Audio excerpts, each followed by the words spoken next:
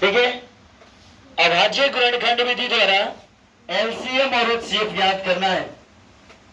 बच्चे एकदम कंफर्मेशन कर लीजिए, आपको बोर्ड में एक निश्चित सवाल पूछा जाएगा अभाज्य गुणनखंड विधि द्वारा 2 नंबर का।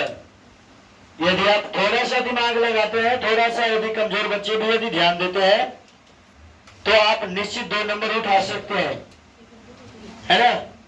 क्योंकि अब कुछ बच्चे ऐसे आपको लाइफ में मिलते हैं जो कहते हैं 2 नंबर की छोड़ के चलो ना, क्या बात है।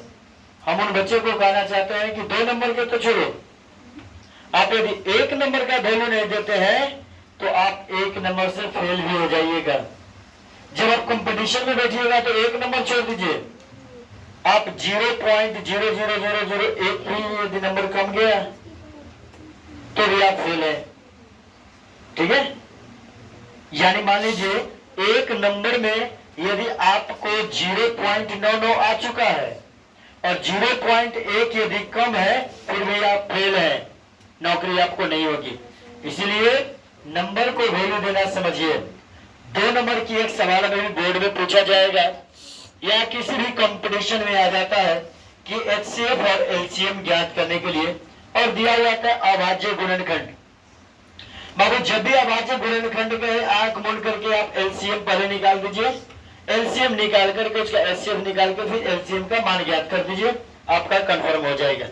जैसा कि आप बोर्ड पे सवाल देख रहे हैं कि दिया हुआ है 12, 15 और 21। कितना दिया हुआ है? 12, 15 और 21।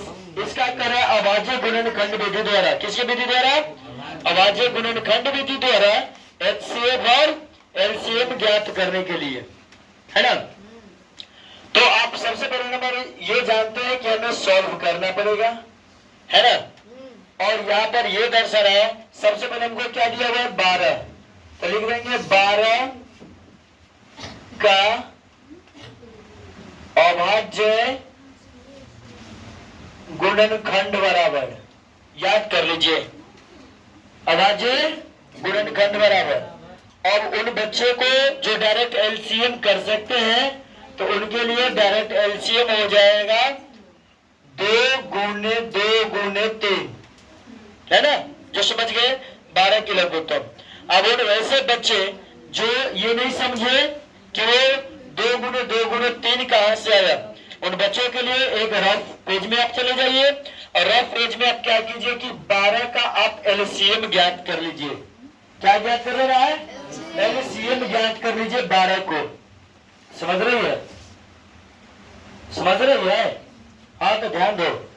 तो यहाँ पर मान लीजिए कि 2 से हम विभाजित किए, कितना से? 2 से विभाजित किए।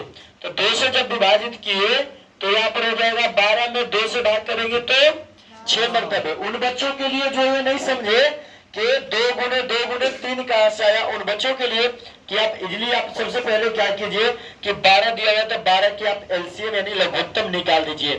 तो 2 से भाग किए तो कितना हुआ? 12 के दिया 6 हो गया। अब इसमें फिर 2 से लगेगा। हम बार बार बोल रहे हैं, जो कमजोर बच्चे हैं वो काफी ध्यान देंगे इस बारे। समझ गए उनके लिए तो कोई दिक्कत नहीं, जो नहीं समझ रहे उनके लिए है कि फिर इसको हम विभाजित करेंगे। विभाजित करने के बाद ये हो जाएगा कितना? 3 हो जाएगा। अब यहाँ पर देखिए कि अब इसका विभाजित संख्या नहीं होगा, और जब विभाजित नहीं होगा तब ये संख्या क्या हो जाएगा? आपको लिखा जाएगा 2 गुणे 2 गुणे 3। यहां से देख लीजिए 2 गुणे 2 गुणे 3, ठीक है, ये हो गया। अब ये आप क्लियर हो गया। फिर दूसरी संख्या आपको क्या करा है? 15। क्या करा है? 15 बोल रहा है, तो लिख देंगे 15 का अभाज्य गुणनखंड बराबर। ये देख लीजिए डॉट का मतलब हो गया कि सेम ऊपर वाली शब्द लिखा गया है। वही आप मैथ में ही डॉट के प्रयोग कर सकते हैं। कुछ बच्चे ऐसे हम देखते हैं क्लास में कि अभी हम ज्यादा लिखाना यानी स्पीड लिखाना शुरू किए, ज्यादा लिखाना शुरू किए, ये लिखने में असमर्थ है, और सेम बात यदि आ गया वो क्या करते हैं कि डॉट मार के चले जाते हैं। बिल्कुल आप गलत कर रहे हैं, क्योंकि डॉट का प्रक्रिया ओनली फोर हम कहाँ करेंगे? मैथ में करेंगे, न कि साइंस में जाकर के करेंगे। पता चलेगा जब बाबा के संपत्ति में जो है ना कहीं नाना हिस्सा लेना शुरू कर दे, तो ये गलत बात है। आप जो है इजली ये समझिए कि मैथ में ही डॉट की क्रिया चलेगी। तो 15 हो गया, और का सामने हो गया रफ, मतलब का हो गया, अभाज्य के सामने डॉट है मतलब अभाज्य हो गया। गुणनखंड घंट के सामने रैंक मतलब आवाज हो गया। अब 15 को उसी तरह से निकालेंगे, तो इसमें 15 में लग जाएगा 5 और 3 लग जाएगा ना। फिर निकाल लीजिए, ज्यादा दिक्कत है तो 3 से लगेगा, 5 तिया 15, यानी 3 और 5 लगा दिया जाए, है ना। तो अब यहीं पर बात चल रही है। अगली सवाल आपका आता है, पॉइंट आ रहा है 21। 21 का अभाज्य गुणनखंड आ जाएगा आपको कितना, तो 21 का लघुत्तम कर लेंगे, ठीक है। 21 का हो जाएगा कितना, 3 से लगा देंगे, 3 और 7, ठीक है। तो 3 और 7, तो यहाँ पर हो जाएगा 3 गुने 7। अब इजली यहाँ समझने के लिए साधारण सी बात है, अभाज्य गुणनखंड वो होगा, अभाज्य गुणनखंड तो हो गया।